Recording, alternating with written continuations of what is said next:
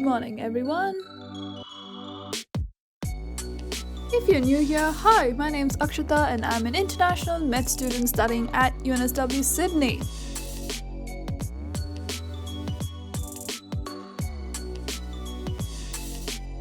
Yep, that was a very early sign that I'm gonna have a bad hair day.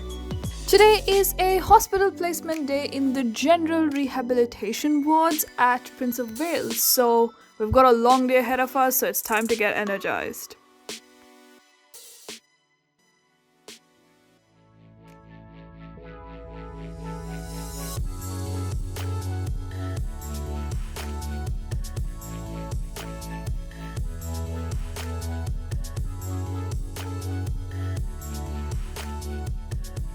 So, I'm at the hospital library getting set up for my first online mandatory lecture for the day.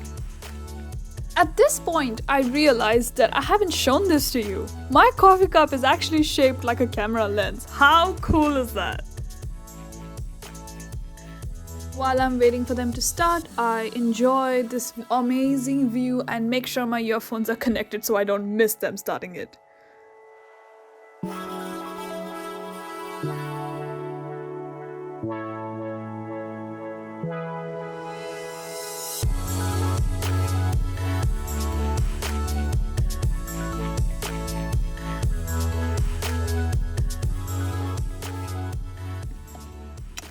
Class finished early. 40 minutes. Okay. Alright, so I am in the hospital, but we're in the Clinical Research Center, so it's like complete free space. So what we're doing, oh yeah, look at that. How cool. Yep, a huge painting. Okay. Right, so we are now going to be practicing upper limb exams. The reason why we're doing this is because we have patients to view later in the afternoon and we need to know our examination to be able to perform it or we're going to look like fools. So, I have my classmate with me who has been paired up with me for 6 weeks in the rehab term. That's Alfred. Say hi. But yeah, that's a good opportunity to learn examinations. So that's what we're going to do now. We're going to start with upper limb. So that is learning how to check motor and sensory function and sensation and everything in just the upper limb. So it's a purely neurological exam. Let's get to it. Neurological exams are relevant in rehab because a lot of the patients are post-stroke, which leads them to have a lot of weakness in their arms and legs that we are aiming to assess while they are there in the wards. And also, it's so amazing to have Alfred in the hospital to practice with me because we have got a lot of fruitful discussions, questions, and clearing up of our concepts as we learn them together.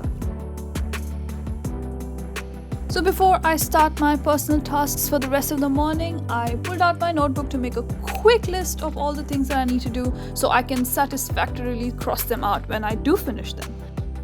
Once that's out of the way, I strapped down for the mammoth task of completing my flashcards. It's surprising how much energy this takes out of you when you're trying to remember a lecture you would have done months ago. But hey, active recall is the only way to go in meds, so you gotta do it.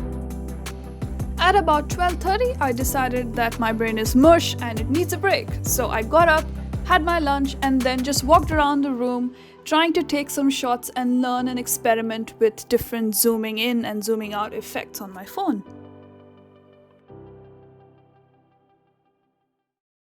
So what would be some causes of an ischemic stroke? So where can the ischemia, how can that develop? Any ideas? Atrial fibrillation gate amyloid. Exactly. Okay. Yeah. So it can be embolic, right? So it can be cardioembolic. Mm-hmm. Yep. So it means that from the heart it sends off the clot. Yep. I mean, like the clot's going out, there's not enough blood being supplied to the. Yeah. So what happens is that you'll have a clot forming in the heart. So it is 3:47. I just finished a super interesting class with a few very cool people. I am on the ward, but I'm not going to show the hospital patients, obviously. So I have the registrar with me, Emma. Hi, I'm Emma. I'm a rehab registrar. Yep. What did we do today? So we did a tutorial on stroke assessment and management. How do you think we both did? I think you did well. It was really interactive, and I think you guys learnt a lot. So, yeah. That's very cool. Okay, and I also had an intern with me, Emmanuel. I'm Emmanuel. I'm a first year. Obviously you were also helping us out with this job, but he also actually taught me the upper limb neuro exam. I'll probably put that in there. How did I do then? You did good. That's obviously what you're going to say on the way. No, you did really well, and it was a tricky patient, and you did very well. You picked out all the little subtle things. You did very good. Okay, and you obviously know Alfred, third year medical student. How are you? You guys saw him in the morning, but yeah. So we finished off that class, and then we're probably gonna get back. What are we doing next? Ha! I'm not that important. I don't have that many things to do. I was just heading home.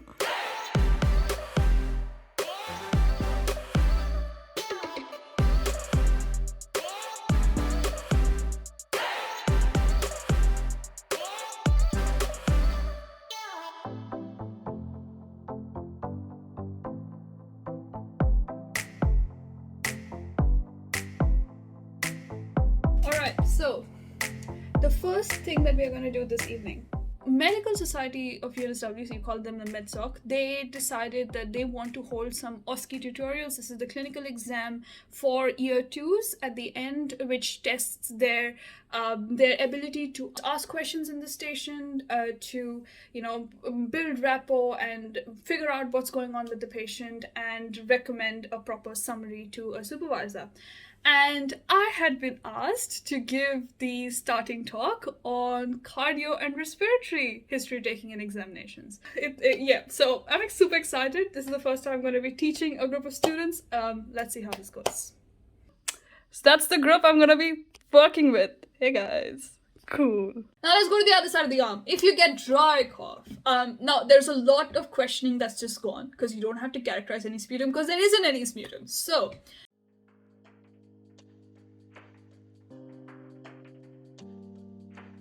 okay, so we are coming to the end of my day.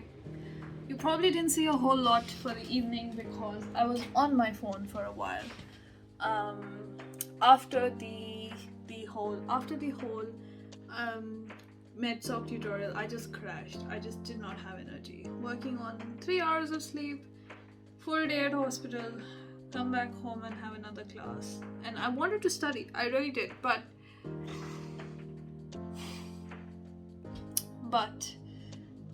yeah, and I was just telling my sister about how it feels like a continuous thing, like I'm physically having a headache because my brain just doesn't stop sometimes.